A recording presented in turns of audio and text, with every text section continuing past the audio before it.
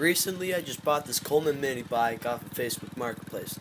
I wanted to do some mods to it, first being the exhaust. I went on to Amazon and found this exhaust kit for it that would fit perfectly on it. I then wrapped it with some exhaust wrap so it would make it a little bit quieter and also insulated.